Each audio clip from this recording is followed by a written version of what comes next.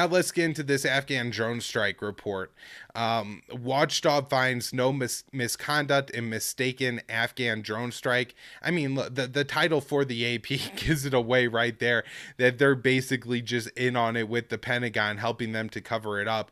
The review that was actually done and authored by the Pentagon was by Air Force Lieutenant General Sammy Said, and Mr. Said comes to the conclusion that the mistaken strike happened despite prudent measures to prevent civilian deaths. And I found that the information they had and the analysts that they did, I understand they reached the wrong conclusion, but it was reasonable to conclude what they concluded based on what they had.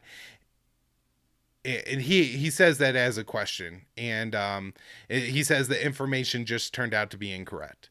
And so that is essentially, I think I got a few more quotes in here, but that's essentially what is the conclusion of the Pentagon report here. Now, of course, I noticed that Mr. Said, our Lieutenant General Said, maybe wants a promotion, and I'm guessing that the only way he's going to become a full general is if he found this in the report, and that if he actually found a very, damning and indictment of people from the very top, like General Kenneth McKenzie, who had CENTCOM on down the line of the people who actually approved this strike and thought that an Afghan aid worker who worked for a U.S. based charity, they couldn't find in the hours that they surveilled him that he actually was just bringing water home to his family and killed a bunch of children in the process with the U.S. drone strike.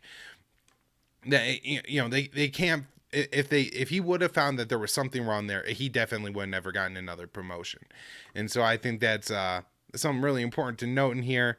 Now, of course, if you're looking at this AP article, it has just so much propaganda baked into it, just allowing like this stuff that misstates happen. It doesn't bring up the whole secondary explosion narrative that the Pentagon actually hasn't walked away from yet, even though there's nothing to secondarily explode here at all. One of the most disturbing things about this report to me is that Mr. Said actually identifies that there was one of the children identified on I guess by him afterwards on the drone strike footage. They were there 2 minutes before they launched the strike, and so that child was killed, and they were known to be in the radius of the strike, right? I don't know how it's conscionable. And what he says is, you wouldn't know if you weren't if you weren't looking for it and wasn't there, right? So because it was identified to him, he saw it, but he thinks that this is an excuse for people who are supposed to be looking at the drone footage for children for not seeing the child. I legitimately can't comprehend that this is a point. They are supposed to be looking for children. He said, well, the child was really hard to find. That isn't an excuse. That is just incompetence. And incompetence isn't a justification for murder.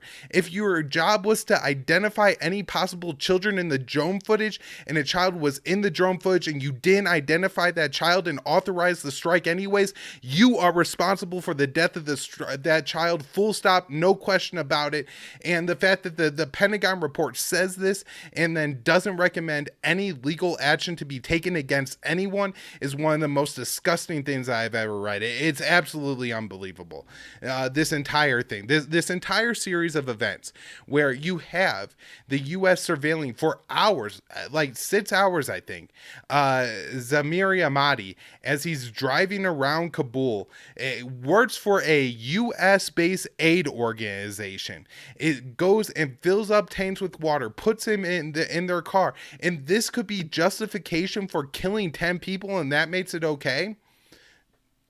Now, another part of this report that is absolutely disgusting and damning is they couch it in all, well, you have to remember 13 U.S. troops had recently died. This guy is nowhere near U.S. troops, right? He's at his family home. It's not like he was a couple miles, or it's not like he was, on the road to the Kabul airport in this car. And so to think that, you had to blow him up and potentially take out all these people when you obviously didn't know who this guy was, if he was a terrorist or not, and couldn't even identify that he worked at a U.S. aid organization and maybe try to contact that. Like, what kind of intelligence does the U.S. have if it occupied Kabul for 20 years, took biometrics on all these Afghans the whole time, knows where everybody works, supplies all the funding for these aid organizations anyways, right? And then it can't even identify over the course of multiple hours that it's surveilling an employee of a US based company. It's the height of, at the very best, incompetence, or just willfully not caring at all about the lives of Afghans and just being a trigger happy drone operator wanting to blow people up. So I mean, I don't know what else to say about this. I'm obviously absolutely outraged. It's baffling, the way it's reported, and not only by the AP and in mainstream media, where they're not like all outraged and talking about this all day 24/7. How could they possibly find that there wasn't like really anything wrong? They do say that maybe there could have been some mistakes made, and maybe had some different things gone, there was a little bit better communication, then maybe they could discover this. And if that's really the case, right, like if your conclusion in this was everybody did their job as we expect them to for the most part, and there really wasn't a way that anybody who was doing their job as we assigned them to do it, could have discovered that this was actually an innocent aid worker going to his family home, and you killed all these children. I mean, that's just an indictment of CENTCOM and the Pentagon itself for having these policies in place. And the conclusion should be that everybody gets fired at the leadership of the Pentagon, and we have people come in to write new drone policy. Because you can't have this happen. It's going to generate more blowback. How many Afghans do you think absolutely hate the United States and will forever? Because who knows who they're going to blow up in downtown Kabul next for simply trying to bring water home to your family. All right, that's where I should wrap up that stuff. I don't think I have anything else. It's just awful. It's just awful. All right.